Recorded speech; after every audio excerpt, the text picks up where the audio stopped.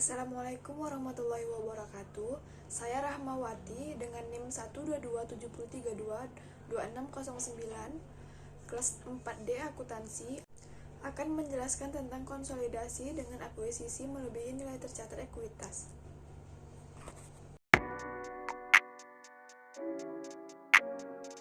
Pada akuisisi melebihi nilai tercatat itu tidak jauh berbeda dengan akuisisi sama dengan nilai tercatat. Hanya sedikit perbedaan yang ada pada akuisisi melebihi nilai tercatat dan juga akuisisi sama dengan nilai tercatat, yaitu adanya diferensial atau kekurangan dan kelebihan.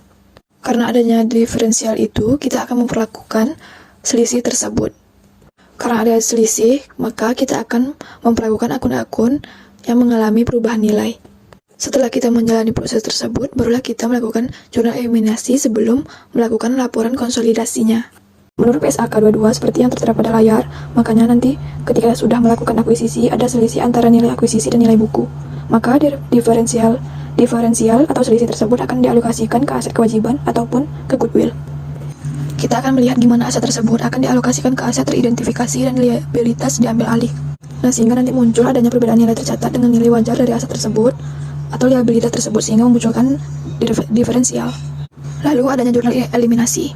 Nah, karena terjadi transaksi diferensial tadi karena adanya transaksi induk dan anak, maka transaksi tersebut akan dilakukan eliminasi. Nah, di sini dapat dilihat yaitu nilai persediaan sebesar 50 juta dan juga nilai tanah sebesar 250 juta. Karena di sini nilai wajarnya lebih tinggi, maka kedua akun tersebut mengalami peningkatan dari nilai bukunya, sehingga di jurnal eliminasi yaitu saldonya menjadi di debit. Nah, selain disebabkan aset teridentifikasi atau liabilitas yang diambil alih, diferensial juga dapat disebabkan oleh goodwill, di mana PSAK 22 itu mendefinisikan goodwill sebagai selisih antara nilai agregat dari imbalan yang dialihkan, jumlah kepentingan non pengendali, dan nilai wajar kepentingan ekuitas. Nah, untuk menghitung goodwill ini, di mana imbalan dialihkan ditambah dengan kepentingan non pengendali, ditambah juga dengan nilai wajar kepemilikan sebelumnya, dikurangi dengan jumlah neto aset bersihnya, yaitu dan didapatkanlah jumlah goodwillnya. Nah, selanjutnya itu ada pembelian dengan diskon. Kalau tadi kita pada goodwill, di mana nilai wajarnya lebih tinggi daripada nilai aset bersihnya sehingga menghasilkan goodwill. Nah, kalau dengan pembelian dengan diskon ini, nilai wajar aset bersihnya itu lebih rendah daripada nilai aset yang kita akuisisi. Nah, kalau nilai wajarnya lebih rendah, itu akan masuk ke goodwill negatif atau bergain for cash. Nah, di sini kita dapat melihat yaitu nilai wajar akuisisinya itu senilai 1 miliar dan nilai tercatat aset bersihnya yaitu senilai 1,4 miliar. Nah, itu kan menandakan nilai wajar akuisisinya lebih rendah daripada nilai tercatat aset bersihnya, sehingga muncullah pengakuan goodwill negatif. Nah, jurnalnya dapat kita lihat pada layar yang tertera. Selanjutnya, ada ilustrasi akuisisi dan kepemilikan penuh pada bagian konsolidasi sesaat setelah akuisisi, di mana PT Nusantara membeli seluruh saham PT Andalas seharga 1,5 M. Nah, langkah pertama yaitu nilai akuisisinya sebesar 1,5 M dan nilai buku aset bersihnya yaitu 1,2 M didapat dari saham biasa ditambah saldo laba yaitu 1,2 M, sehingga muncullah selisih atau diferensial yaitu senilai 300 juta. Nah, setelah mencari diferensial, kita harus menganalisis akun-akun mana saja yang mengalami perubahan nilai dari nilai buku ke nilai wajarnya. Karena yang diakuisisi itu PT Andalas, maka kita harus menganalisis nilai dari PT Andalas ini. Yang pertama terlihat selisih antara persediaan nilai bukunya itu 350 juta dan nilai wajarnya 400 juta. Nah, karena nilai wajarnya lebih besar, maka selisihnya itu positif sebesar 50 juta. Sama halnya dengan tanah yaitu 500 dan 710 juta. Terdapat selisih yaitu 210 juta positif. Namun berbeda dengan bangunan peralatan itu nilai wajarnya lebih rendah sehingga negatif 160 juta. Untuk hutang itu sama sehingga yang hanya mengalami perubahan nilai yaitu pada persediaan tanah dan bangunan serta peralatan. Nah, masuk ke langkah yang ketiga yaitu mengalokasikan nilai dari diferensial. Nah, karena tadi diferensialnya itu 300 juta, si 300 juta ini kita alokasikan ke akun-akun yang mengalami perubahan nilai. Nah, karena pengakuisisinya itu 100%, maka selisih tersebut kita kalikan dengan 100%. Yang dimana didapat proporsi selisihnya yaitu 50 juta, 210 juta, dan 60 juta. Karena diferensialnya 300 juta dan jumlah alokasi terhadap akun-akun yang mengalami perubahan nilai dari nilai 50, 210, dan 60 itu baru diperoleh senilai 200 juta yang berarti belum mencapai 300 juta. Maka untuk menyamakan total alokasinya dengan diferensial, maka 100 jutanya kita alokasikan ke goodwill senilai 100 juta. Lalu langkah selanjutnya itu penjurnalan. Lihat yaitu pada saat PT Nusantara mengakuisisi PT Andalas senilai 1,5 M. Kasnya menjadi berkurang sebesar 1,5 M. Ini mengeliminasi saldo awal investasi yaitu pada saham biasa di debit, saldo laba di debit senilai 800 dan 400 juta dan pada kreditnya itu investasi pada PT Andalas senilai 1,2 M. Nah, diferensial juga kita Diferensial tadi juga kita eliminasi pada akun-akun yang mengalami perubahan nilai, yaitu ada persediaan 50 juta, tanah 210 juta, dan goodwill 100 juta. Juga diferensialnya yaitu 300 juta. Serta bangunan dan peralatan itu nilainya negatif, maka dia dikreditkan senilai 60 juta. Lalu langkah selanjutnya itu kita akan membuat kertas kerja konsolidasinya.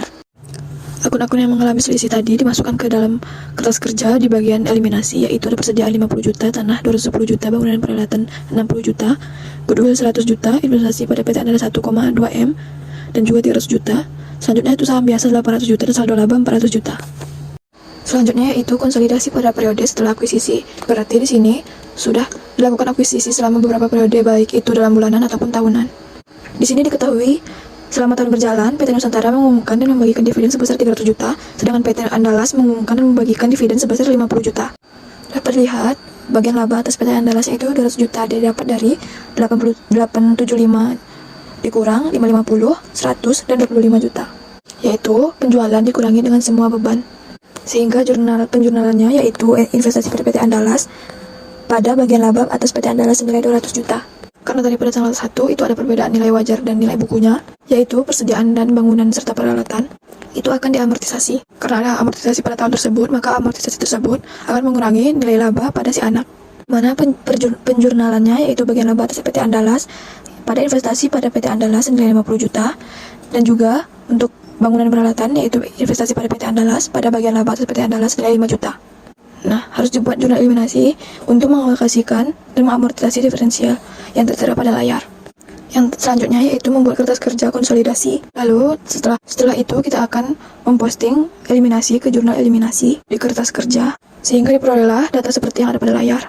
Nah, untuk laba bersih konsolidasian yaitu sebesar 755 juta. Sedangkan untuk saldo laba konsolidasiannya yaitu senilai 1,955. Nah, dari data neraca saldo 2020, kita bisa melihat bahwa jumlah penghasilannya yaitu 250 juta didapat dari penjualan 1M dikurangi dengan beban-beban, yaitu 600, 125, dan 25 juta. Lalu amortisasi tahun 2021 ini melanjutkan amortisasi dari tahun 2020 sebelumnya. Untuk persediaan tidak perlu diakui karena pada 2020 itu sudah dijual seluruhnya. Untuk bangunan peralatan yaitu 5 juta sama pada periode sebelumnya. Dan ada penurunan nilai tercatat yaitu nilai goodwill sebesar 25 juta. Sehingga jumlah amortisasinya itu 20 juta. Nah, amortisasi ini akan mengurangi perolehan laba yaitu menjadi 230 juta. Langkah selanjutnya yaitu pengakuan jurnal penyesuaian. Maksudnya jurnal umum penyesuaian. Di sini ada pengakuan atas laba dari anak yaitu senilai 250 juta. Lalu ada penerimaan dividen sebesar 100 juta. Itu akan menambah kas dan mengurangi investasi pada PT Andalas.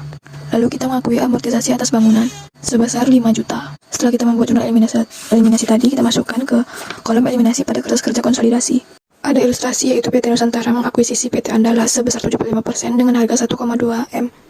Maka langkah yang pertama berdasarkan data dari PT Nusantara, nilai buku aset bersihnya itu senilai 1,2 M, dan karena kepemilikannya 75%, maka 1,2 M dikali 75% yaitu 900 juta, maka didapatlah diferensialnya yaitu 300 juta. Nah, selanjutnya ada akun-akun yang mengalami perubahan nilai yaitu persediaan, tanah, dan bangunan peralatan. Karena konsepnya itu diferensial sama dengan total alokasinya yaitu senilai 300 juta, maka alokasi dari akun-akun tadi yang mengalami perubahan nilai yaitu senilai 300 juta. Nah, yang 300 juta ini sudah dialokasikan ke akun yang mana saja. Yang pertama ada persediaan 50 juta, tanah 210 juta, dan bangunan peralatan itu negatif 60 juta. Sehingga masih ada sisa 100 juta. Yang 100 juta ini kita alokasikan ke goodwill. Nah, untuk penjurnalannya itu tanggal 1 Januari 2020 mencatat pembelian saham PT Andalas yaitu investasi pada PT Andalas pada kas senilai 1,125 M. Lalu penjurnalan pada eliminasi atas saldo investasi yaitu ada saham biasa 800, saldo laba 400, pada investasi PT Andalas itu senilai 900 juta dan kepentingan non pengendali yaitu 300 juta. Nah, selanjutnya itu ada konsolidasi pada periode akuisisi di mana dari tanggal 1 Januari tadi sudah dilakukan. Di tanggal 1 Januari tadi itu sudah berlangsung selama 1 tahun, sehingga si anak sudah menjalankan operasinya, otomatis sudah mendapatkan keuntungan dan akan membagikan dividennya. Sehingga itu ilustrasinya, selama tahun berjalan PT Nusantara mengumumkan dan membagikan dividen sebesar 300 juta, sedangkan PT Andalas mengumumkan dan membagikan dividen sebesar 50 juta. Lalu, di sini ada neraca saldo PT Nusantara dan PT Andalas per 31 Desember 2020, di mana penjualannya dikurangi dengan semua bebannya dan didapatlah bagian laba atas PT Andalas. Selanjutnya itu ada mencatat pengakuan laba atas PT Andalas yaitu senilai 200 juta dikali 75%, yaitu 150 juta. Selanjutnya mengakui penghapusan diferensial yang terjadi selama periode berjalan terkait persediaan 50 juta dikali 75%, yaitu 37.500. Selanjutnya terkait bangunan peralatan yaitu 5 juta dikali 75%, yaitu 3.750. Masuk kepada jurnal perhitungan jurnal eliminasinya dan pembuatan dan penjurnalannya. Berikutnya mencatat amortisasi dan pengalokasian sisa diferensial. Sampai pada tahap terakhir yaitu kertas kerja konsolidasian, di mana terdapat laba neto konsolidasian yaitu 755 juta, bagian induk atas laba neto yaitu 716 juta 250.000, dan saldo akhir saldo laba yaitu 1.916 juta 250.000.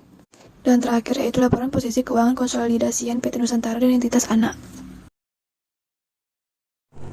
Demikian penjelasan dari saya, lebih dan kurangnya mohon maaf. Wassalamualaikum warahmatullahi wabarakatuh.